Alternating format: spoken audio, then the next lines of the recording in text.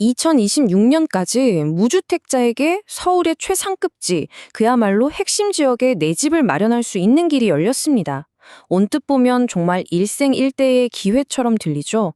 하지만 이 정책의 설계도를 자세히 들여다보면 아주 정교하게 짜인 함정이 숨어 있습니다.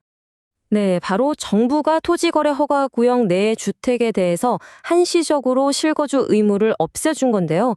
덕분에 전세를 끼고 집을 사는 우리가 흔히 말하는 갭 투자가 가능해졌습니다. 무주택자들의 내 집 마련을 돕겠다는 명분, 참 그럴듯하게 들립니다. 하지만 말이죠. 이 정책의 진짜 속내는 과연 뭘까요? 지금부터 이 설계의 진짜 목적, 그리고 그로 인해 앞으로 벌어질 아주 냉혹한 결과들을 하나하나 해부해 보겠습니다. 자, 우선 이 판이 왜 깔리게 됐는지 그 배경부터 봐야 합니다. 바로 막다른 길에 몰려버린 다주택자들의 아주 절박한 상황 때문인데요. 아니, 그들은 왜 마치 시한부 선고라도 받은 것처럼 이렇게 서둘러서 매물을 던지고 있는 걸까요? 이유는 바로 이 압도적인 세율 때문입니다. 양도세 중과 유예가 끝나는 그 순간 3주택 이상 보유자는 집을 팔아서 남긴 차익의 무려 82.5%를 세금으로 내야 합니다.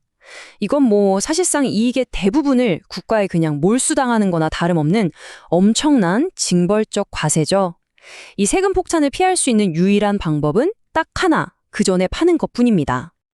그리고 그 운명의 날이 바로 2026년 5월 9일입니다. 이 날짜까지 잔금을 치르는 계약을 완료하지 못하면 수억 원, 수십억 원의 세금을 그대로 맞게 되는 거죠. 다주택자들 입장에선 자기 자산이 말 그대로 소멸하는 카운트다운이 시작된 겁니다. 이 데이터 좀 보시죠. 다주택자들의 공포가 이미 시장의 매물 폭탄으로 쏟아지고 있습니다. 송파, 광진, 강남, 이름만 들어도 알만한 핵심 지역부터 매물이 터져 나오고 있죠. 자, 그럼 이렇게 절박한 매도자들이 던지는 물건을 받아낼 수 있도록 특별히 초대받은 매수자는 과연 누구일까요? 이제 판의 반대편, 즉 매수자 쪽을 한번 보겠습니다. 정부는 마치 기회의 문을 활짝 열어준 것처럼 보이지만 사실상 아무나 통과할 수 없는 아주 견고한 금융의 관문은 그대로 남겨뒀습니다. 겉으로 드러난 해법은 아주 간단합니다. 무주택자가 기존 세입자를 안고, 즉 전세 끼고 집을 산 다음에 실제 거주는 최대 2년 뒤에 하라는 거죠. 정말 솔깃한 제안처럼 들립니다. 그런데 진짜 핵심은 바로 이겁니다. 갭 투자의 문은 열어줬지만 정작 그 갭 투자를 하기 위해 필요한 자금을 조달하는 대출의 문은 의도적으로 굳게 닫아놨다는 거죠. 이 금융규제라는 거대한 문지기는 과연 누구를 위한 장치일까요? 핵심은 바로 대출 총량 한도입니다. 이 정책이 겨냥하는 서울 상급지 아파트, 그러니까 15억이 넘는 주택은 대출이 최대 4억 원, 만약 25억을 넘어가면 고작 2억 원으로 꽉 묶여버립니다. 이게 무슨 말이냐면요. 집값이 비쌀수록 오히려 대출의 목을 더 세게 조이는, 자금 조달을 거의 원천적으로 차단하는 이상한 역진적인 구조라는 겁니다. 자, 20억짜리 아파트를 산다고 한번 시뮬레이션을 돌려보죠. 여기서 끌어올 수 있는 최대 대출은 4억 원입니다. 그럼 나머지 16억 원은 어떻게 해야 할까요? 네, 방법이 없습니다. 전액 현금으로 마련해야 합니다. 이건 평범한 무주택자라면 아예 수학적으로 접근 자체가 불가능한 영역입니다. 여기서 명확히 해야 합니다. 이 정책은 처음부터 서민이나 중산층을 위한 주거 사다리가 아니었다는 겁니다. 이건 수십억의 현금을 즉시 동원할 수 있는 극소수 자산가들을 위해서 상급지로 바로 직행하는 전용 고속도로를 깔아준 것이나 다름없습니다. 이렇게 극단적인 진입 조건을 만들어 놓으면 필연적으로 부동산 시장 전체가 둘로 쪼개지는 구조적인 양극화 현상이 나타나게 됩니다. 그리고 그 결과는 아주 위험하죠. 이 슬라이드 한 장이 모든 걸 보여줍니다. 수십억 현금을 준 매수자들은 이 기회를 놓치지 않고 강남, 용산 같은 핵심 지역으로만 몰려들 겁니다. 반면에 대출이 막힌 대다수의 사람들은 아예 시장에서 자취를 감추거나 비핵심 지역으로 밀려나겠죠. 결국 자본은 상급지로만 쏠리고 비핵심 지역은 자본 유출과 수요 소멸이라는 악순환에 빠져서 자산 가치가 떨어지는 시장의 완전한 이중화가 고착되는 겁니다. 그리고 이 과정에서 블럭딜이라는 현상이 일어납니다. 자, 생각해 보세요.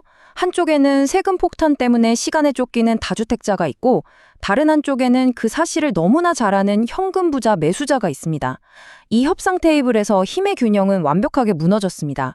매수자는 이 가격 아니면 안 삽니다라며 사실상 가격 결정권을 독점하고 매도자는 세금 폭탄을 피하기 위해서 울며 겨자 먹기로 그 제안을 받아들일 수밖에 없는 구조가 만들어지는 거죠. 자, 이제 마지막 퍼즐 조각입니다. 만약 당신이 어떻게든 16억 원의 현금을 동원해서 집을 샀다고 가정해 봅시다. 이걸로 끝일까요? 아닙니다. 이 정책을 설계한 사람은 2년 뒤에 터질 두 번째 시한폭탄을 아주 교묘하게 숨겨놨습니다. 타임라인은 이렇습니다. 2026년에 집을 사고 2년의 유예기간을 얻습니다. 문제는 2028년, 유예가 끝나는 바로 그 시점입니다. 이때 매수자는 법적으로 반드시 실거주를 해야만 합니다.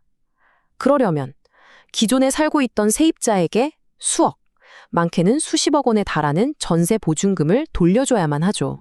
바로 이 지점에서 역전세 리스크가 터지는 겁니다. 그런데 여기서 우리가 주목해야 할 점은 이 리스크가 우연히 발생하는 게 아니라는 겁니다. 정부 정책이 이 위기를 시스템적으로 조장하고 있다는 사실입니다. 바로 이것이 그 증거입니다.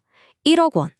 2년 뒤 수억 원의 전세 보증금을 돌려주기 위해 집주인이 은행에서 받을 수 있는 전세 퇴거자금 대출의 최대 한도가 바로 1억 원입니다. 다시 한번 시뮬레이션 해보죠. 전세 보증금이 8억이라고 칩시다. 2년 뒤에 8억을 돌려줘야 합니다. 그런데 은행에서는 최대 1억만 빌릴 수 있습니다. 그럼 나머지 7억은요? 또다시 현금으로 만들어내야 합니다. 이건 합리적인 계획이 아니라 처음부터 예고된 금융위기입니다. 결론입니다.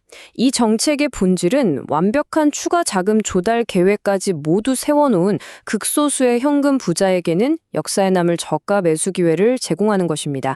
하지만 어설프게 이 판에 뛰어든 대다수에게는 2년 뒤 파산으로 직행하는 아주 달콤하게 포장된 트로이의 목마일 뿐입니다. 이건 기회가 아니라 자산가와 그렇지 않은 사람을 갈라놓는 아주 정교한 필터인 셈입니다.